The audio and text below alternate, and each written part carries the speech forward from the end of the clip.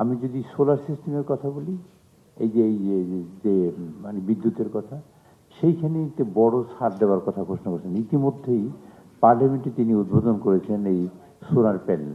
আমরা শুরু করেছি মাইনর স্কেলে, মাইনর লেভেলে, বাট এটা সারা বাংলাদেশে আমরা ছড়িয়ে দিতে চাই।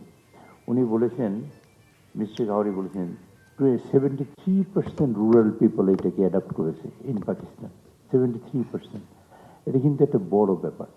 আমাদের দেশে আমরা একটা অনেক কাজ করি। আমি সেখানে শুনেছি, আমি শোনার কথা বলছি, যারা এক্সপার্ট ছিলেন তারা বলছেন 4 বছরে এই টাকাটা ফিরে আসে।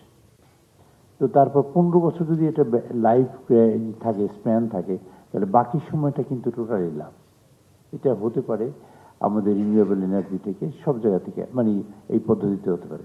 আমি মনে করি বাংলাদেশের গভর্নমেন্টের এইবার ট্যাক্সেশনের কোশ্চেনে অনেক ছাড় দিয়েছে, এবং সেখানে যারা ইন্ডাস্ট্রিয়ালিস্ট আছেন আমি তাদের অনুরোধ করব, আমি আপনাদের মাধ্যমে অনুরোধ জানাতে চাই তারা যেন এগিয়ে আসেন। সেই সাথে গ্রামের মানুষকে গভর্নমেন্ট আরেকটা প্রোগ্রাম নিয়েছে, সেটা হলো আমাদের যত পাওয়ার প্ল্যান্ট আছে, মানে কি বলে আমাদের সেচের যেগুলা প্রজেক্ট আছে, মানে সেচ, টিউবওয়েল, পাওয়ার পাম্প, অল পাওয়ার পাম্পকে ট্রানজিশন করার চেষ্টা করতেছে গভর্নমেন্ট, ফ্রম ইলেকট্রিসিটি থেকে একদম সোলার সিস্টেমে নিয়ে আসার জন্য। It will be big change আমি মনে করি। গভর্নমেন্টের ট্যাক্সেশনে ছাড় দেওয়ার খুব একটা মানসিকতা আছে। আমরা একটা ট্যাক্সের কথা বলেছিলেন সেদিন বিদ্যুৎ মন্ত্রী, উনি বলেছেন যে আপনারা যদি কাজ শুরু করেন ট্যাক্সের কোশ্চেনে কোনো প্রবলেম হবে না।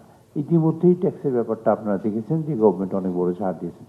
প্রত্যেকটা ক্ষেত্রে আমাদের সরকার ছাড় দেওয়ার চেষ্টা করেছেন, এবং গ্রামের মানুষ, সাধারণ মানুষ, গণমানুষ যাতে উপকৃত হয়। একটা ওয়েলফেয়ার স্টেট বলতে তো আমরা করতে পারবো না অল্প সময়ের মধ্যে, 3 মাসে করবো না, বা 3 বছরেও সম্ভব না, বাট আমরা সেটা শুরু করতে চাই, তার ভিত্তিটা তৈরি করতে চাই। সেই ভিত্তি তৈরি করার একটা অন্যতম বড় খাত হলো এই রিনিউয়েবল এনার্জি। তিনি ইতিমধ্যেই সকল গভর্নমেন্ট অফিসগুলোকে রুপটপ করার জন্য বলেছেন, যে রিনিউয়েবল এনার্জি করার জন্য বলেছেন। যতগুলো ফ্যাক্টরি আছে আমরা সেগুলোকেও টার্গেট করেছি, সেই সবগুলোকে আমরা করার চেষ্টা করব। অ্যাট দ্য সেম টাইম যে রুরাল এরিয়াতে আমরা ওইরকম অতটা ফোকাস আমরা করতে পারিনি, বাট আমরা চেষ্টা করব আমাদের স্বল্প পয়সার মধ্যে আমরা এই কাজটা করতে পারি, এটা চেষ্টা আছে।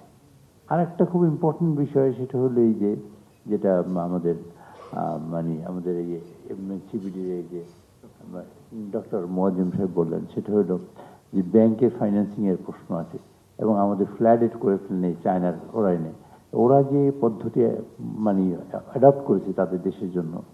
আমি একটু মনে করি এরকম একটা পদ্ধতি, এরকম একটা আইডিয়াস আপনাদের এইটা সেমিনারটা, আমি মনে করি এটাতে একটা বড় মেসেজ যাবে এই দেশের মানুষের জন্য, যে আমরা যাতে মানে অন্তত রিনিউয়েবল এনার্জির দিকে আগাতে পারি। এটা একটা বড় মেসেজ যাবে, আমি সে প্রত্যাশা করি আজকের এখান থেকে। গভর্নমেন্টের সকল সদিচ্ছা আছে, কোনো এই সেক্টরটা যদি এগিয়ে আসে, এবং গভর্নমেন্ট এখন বর্তমানে, আমাদের প্রধানমন্ত্রী বর্তমানে চায়না আছেন, এবং আপনারা দেখবেন এখনো ডিসিশন হয়নি, আপনারা দেখবেন বড় চুক্তি হবে আমাদের এই সোলার ব্যাপারটা নিয়ে ইনশাআল্লাহ।